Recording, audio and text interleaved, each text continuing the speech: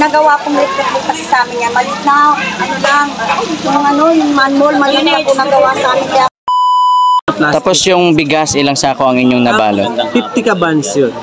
Kaban sa 50? 50 kabans. Oh, kasi 100 yun. 100. Natig to 25 so 50 kabans yun.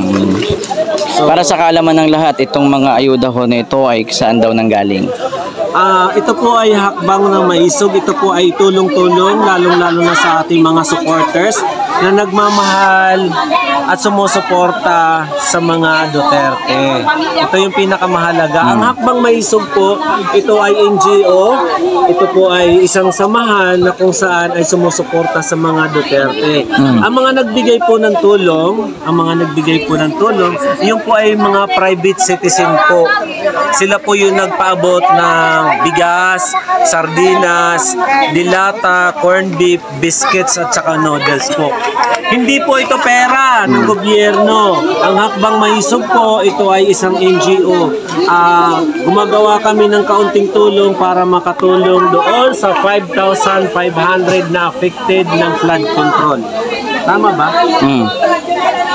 Kasi kung may 5,500 na flood control, hindi sana ganun kataas ang baha. So naniniwala ka ba na na epektibo or talagang totoo yung sinabi ni Dayunyor? Ni Dayunyor, yung sinabi niya nung panahon na yon, nung SONA ng 22, na mayroon tayong 5,500 na flood control, ay talagang pinasinungalingan kaagad ng kalikasan. Hinanap kaagad ng kalikasan kung hanggang saan yung sinasabi mo, di ba? Kasi kung totoo na mayroong flood control ang Central Luzon or kahit nagpatayo man lang siya sa San Mateo, Montalban, Angono, Binangonan, Cainta, yung kung saan napapaikutan ng mga ilog dito sa Maynila na hindi naapektuhan. Imaginein mo ang Makati binaha, Mandaluyong binaha, di ba? Ang San Juan, ang Quezon City binaha. Pero dahil maraming flood control sa Pasig, maraming salamat, wala kaming baha. Yung totoong may flood control ay nasa Pasig kasi napaghandaan, di ba? Hindi man sinabi ni Biko, pero napaghandaan na ang flood control sa Pasig. Kung matatandaan natin, apektado ang Pasig ng Ondoy. So, yan mga ganyang preparation ay may katotohanan. Pero yung sinabi ni Dayunyor nung SONA, bangag lang siya nun. Kasi wala talagang 5,500 na flood control. Diba? Kung isipin natin kung may 5,500 na flood control mga idol, hindi daranasin ang matinding baha na umabot ng 19 kilometers ang Marikina River. Imaginein mo Pasig may tumawag pang barko. Tumawag yung bangka din sa sa floodway. Ay nakaharang sa ilalim ng tulay dito sa floodway. Ipagtawid ng Manggahan to Rosario. Yun, nakataob. Last question na idol, last question na. Ano yung mo doon sa, 'di ba, nagastos sila ng 20 million ng SONA? Ano yung opinion mo? Ay, shout out doon sa 20 million na SONA. Alam niyo ba nangyari? Kasi namigay din kami ng tubig doon sa nagrally sa labas, yung mga anti-Marcos. Yung nagrally na pro-Marcos sa Batasan, kung saan natumba yung LED nila, monitor nila, namigay po sila ng lugaw sa gitna ng maulan na panahon. Tama lang yun, habang yung pera nila kinakain sa loob ng Batasan yung 20 million. Di ba nakakayang sitwasyon na yung pera ng taong bayan sa kanila galing, lugaw lang ang kinakain nila sa gitna ng mataas na ulan, malakas na ulan. Pero yung mga buaya sa loob ng Batasan lumalangoy sa masarap na hapagkainan, sa masarap na piging sa pera ng taong bayan. Di ba ang papiging nila 20 million, tapos saan galing yung papiging nila?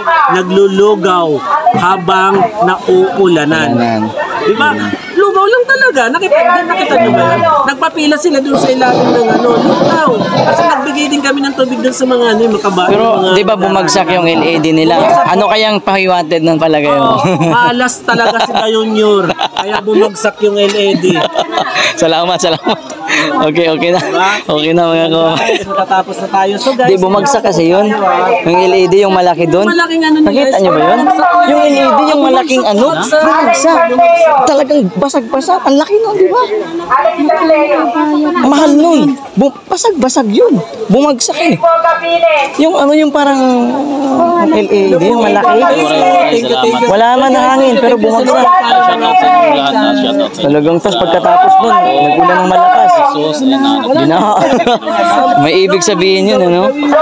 Kasi Wala naman ano eh, wala naman hangin eh. bumagsak pala yun. Walang hangin. Pero bumagsak. Eh bakit din na binabalita na bumagsak? Binalita ng GMA. Nasa GMA baga. Talagang parang nagulat nga ako eh, wala naman hangin pero bumagsak. Diba? Ano yun? Oo, ayun, no? Patang Manila. Manila kami wala. Ayan mga kababayan. Hindi pa hindi pa po natatapos mga kababayan. Meron pa po. Ayan, meron pa oh. Dito. LED ng bagong Pilipinas. Kasi ano, bali, misa po sa Velasquez, lima po sila. Iba-iba pong TikTok. Bumagsak pala. Sipo Cabilis, Nalalaman yun. Raymond Marinay, Joy, Naayos na po yung second batch po ng bibigyan. Joy Aton, Ayan oh. John Ray Alubera, John Ray Leonardo Michoso, Ayan oh. Elitalia So may susunod pa pala dito mga kababayan. Florencia Villamor, doon na kayo magantay. Ang dami pa oh. Estrella Barutilla, Franklin Zamora,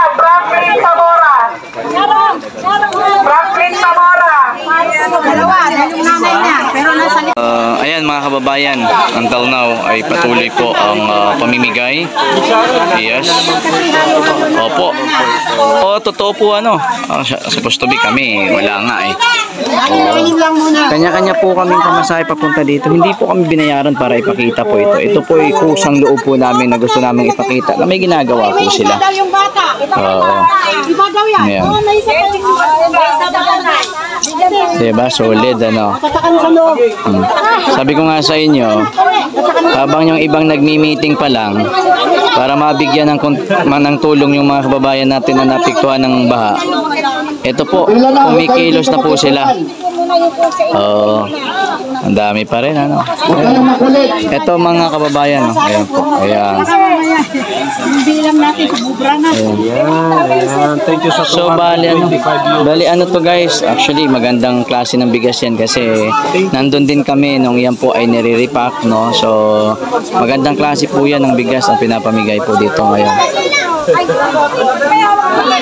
Ayan yung iba, marami pa. Actually ang dami na po nang nabibigyan ano, pero ngayon madami pa din.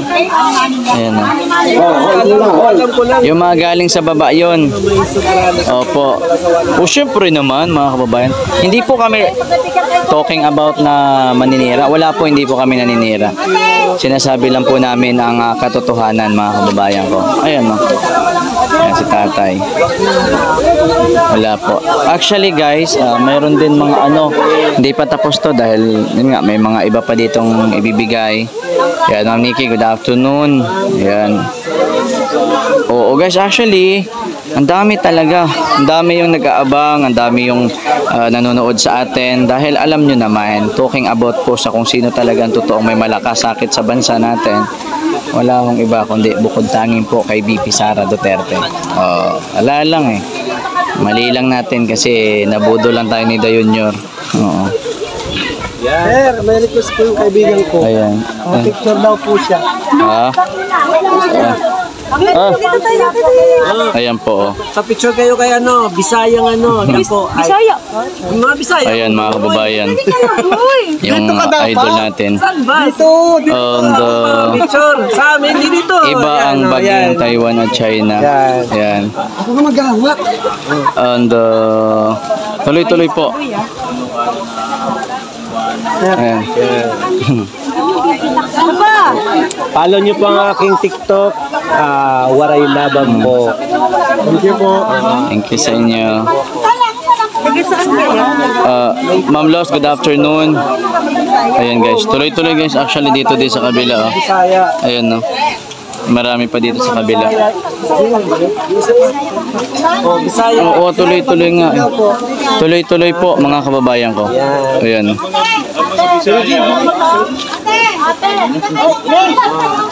Ang dami pa dito guys.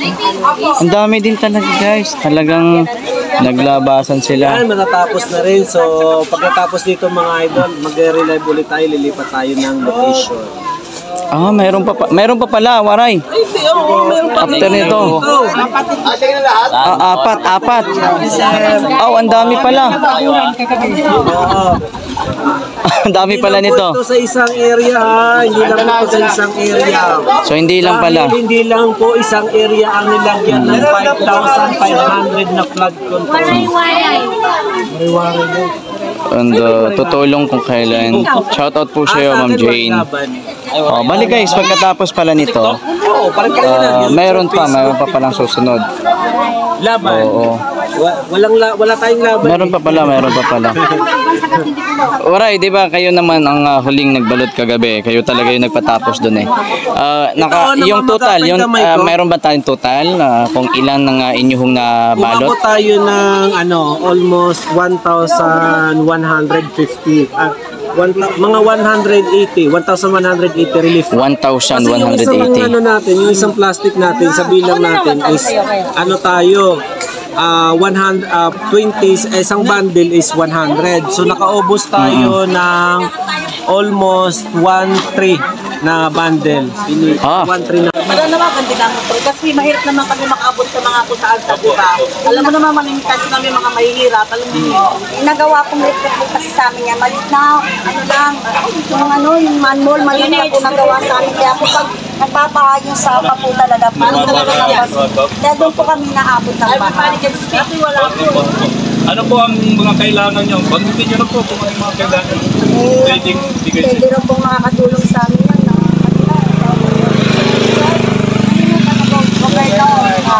Kaya po ang number 1 daw makakatulong sa amin. Kaya po kayo, Governor, Minares, humingi po kami sa inyo ng suporta po. Problema po talaga namin napagawa niyo po litrap po. Nagpapasalamat kami, nagawa kami ng litrap. Ngayon po nakita po namin ang problema pala ganun po. Kasi nung una, pinakausap na namin yung engineer, sana po wag po gawin sa amin malaki na kaya sana.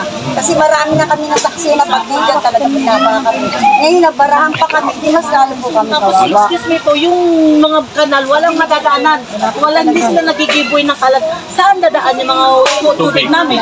Pwede stack up dyan, makakaroon na lamok dyan, di ba? So, dapat ginawa nila ng kanal yun and then may drainage going out the river, di ba? Dapat ganun. Sa mga pribado na gustong tumulong sa inyo sa pagkain, sa kumot, sino pwede kontakin sa inyo? Siya po. Bigyan niyo po ang number niyo. Pakilala muna po kayo at saka ang cellphone number. Ako po si Elizabeth Hoxon. Ang number po pwede contact sa akin 09-101-634-845. Sana po niyo po aking pananawagan po. Mga pagkain, Mga school pagkain, supplies, school supply, lalo po ngayon, wala pang mga bags, umbrella. Nagre-request nga ako kay President ng school supplies. Sabi niya po. Kayo, Mami, ano pong panawagan niyo? Baka may Isa lang po, yung sinasabi ko sa kanila, dahil ako kasi matagal na nakatira dito, pero ako po, lagi pa magtatapos. I'm just trying to help them. So, kailangan nila ng mga special bigas, yung mga basic needs, mga dilata, school supplies right now, school is coming na, di ba? Tapos yung problema namin yan, magkakatinggi kami. Yun ang pinaproblema ko dyan, yung walang dadaanan ng kanal sa amin, stock up. Kahit i-check nila dyan sa baba, walang daanan. Yun ang inuworst namin. Kasi mga bata ang problema. Hindi lang bata, lahat, pangkalahatan. Walang pinipili ang lamok. Kung magkakatinggi tayo dyan, siyempre. Thank you. Maraming salamat po. Po, maraming salamat.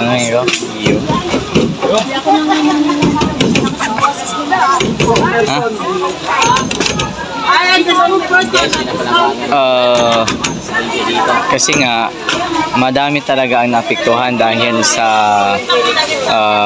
pagbaha. So kahit sa mainstream media, mag-move sila sa isa pang barangay.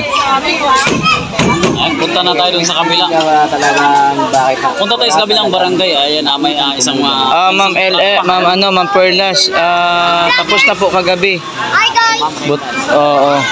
Yun ngayon panawagan po nila.